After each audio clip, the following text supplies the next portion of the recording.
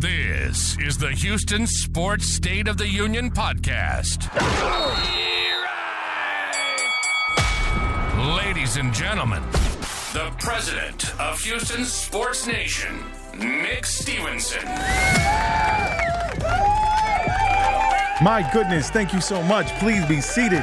My fellow Houstonians, welcome to this special Houston Sports State of the Union address for the ESPN Houston Rock the Mic competition. I'm the self-appointed president of Houston Sports Nation, Nick Stevenson.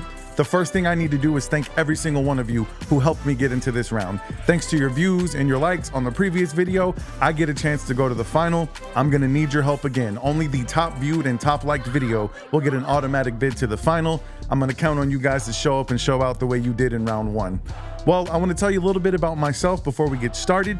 I was born in Texas City, Texas, moved all throughout Houston until my freshman year of high school when I moved to California. Now, don't hold that against me. I came home as soon as I could, but I got to tell you, while I lived in Los Angeles, it was the prime Shaq and Kobe era for the Los Angeles Lakers. It would have been so easy for me to jump on that bandwagon, but I didn't. I stayed 10 toes down for the city that I love. I was rocking my Steve Francis jersey, later on my Tracy McGrady jerseys. I love this city, and that is why a couple of months ago I started this podcast and appointed myself president of Houston Sports, not because I'm better than you, but because I'm one of you and I want to represent you. So thank you guys so much. Let's get into this thing, starting with the state of the Houston Texans.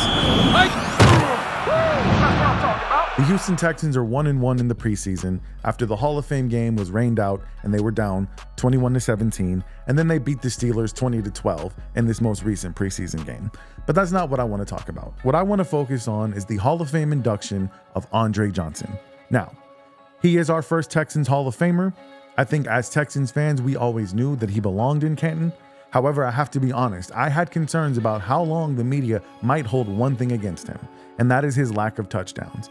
In 13 years, Dre scored only 70 touchdowns, not once ever reaching double-digit TDs in a season. Now, I think most of us would attribute that to his quarterback play. How many times had we seen Dre streak wide open and then have to wait on an underthrown ball from either David Carr or Matt Schaub, inexplicably allowing the defender to recover? That, combined with years of the Texans refusing to throw Dre the fade route in the red zone, are probably the underlying reasons he didn't score more touchdowns. But listen, only 10 people have caught more balls than Andre Johnson in NFL history. He led the league in receptions twice, he led the league in yards twice, and for a 5-year plus span, he was arguably the best receiver in football. He very much deserves to be our first Houston Texans Hall of Famer, and that's why he's there. Now, the starters did get a little bit of run in the game against the Steelers. We saw a CJ Stroud to Tank connection, one we've been waiting to see all offseason.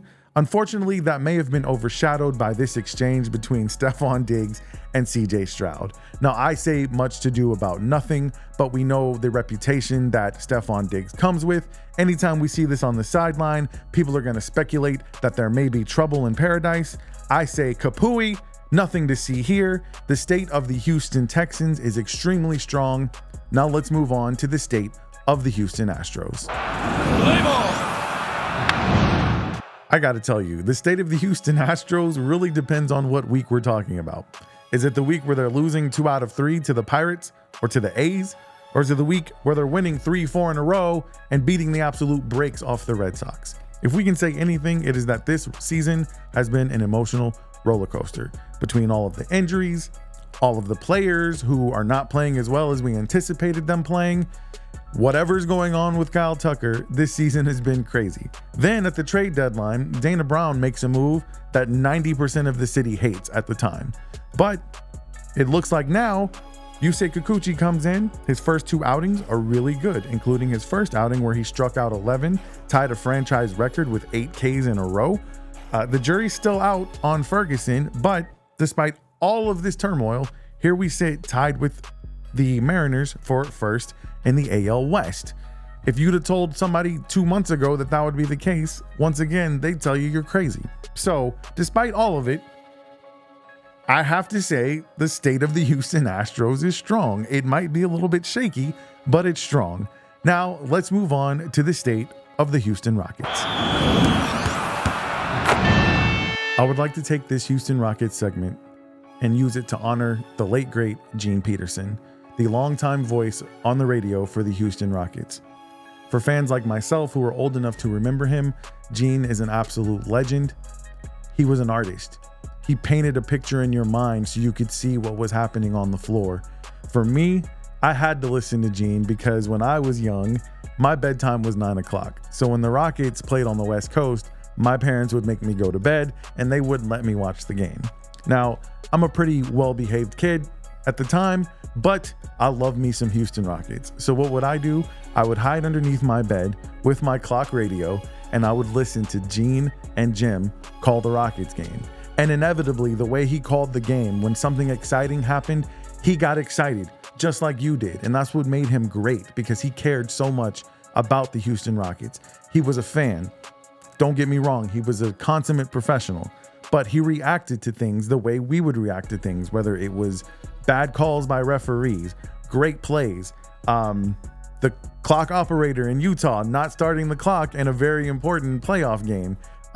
Gene Peterson was he was the best, man. And I talked about this on my show and I got choked up, man. And one might wonder, why would you get choked up about someone passing that you didn't even know? Well, I say this, I really hope that Gene Peterson's family, who I offer my sincere condolences to, I hope they get the message from me and everyone else in this city that Gene was beloved. He is the voice of the Houston Rockets. And if his family ever gets an opportunity to see this, I just want to say thank you for sharing Gene with us. He is an absolute legend. And now him and Jim, they can call the game from heaven. If he knew how exciting the future for this Rockets team is, I believe he would say those 4 words we always wanted to hear every time we turned on the game that Gene was calling. How sweet it is. The state of the Houston Rockets is very strong. Thank you so much for watching this video. Just as a recap, the Houston Texans have a young, exciting team. We're finally represented in the Hall of Fame. The Houston Astros may be a little bit shaky, but one thing we know about this team is they know how to get it done in the clutch. And then the Houston Rockets, once again, a very young, exciting, up-and-coming team. It is a great time to be a sports fan in the city of Houston. It's the reason I started this podcast. It's the reason I want to be able to share this podcast with a larger audience, hopefully on the platform of ESPN Houston. I can't thank all of you guys enough, once again, who have voted for me in the past, who are going to vote for me now. Let's get this thing to the finale.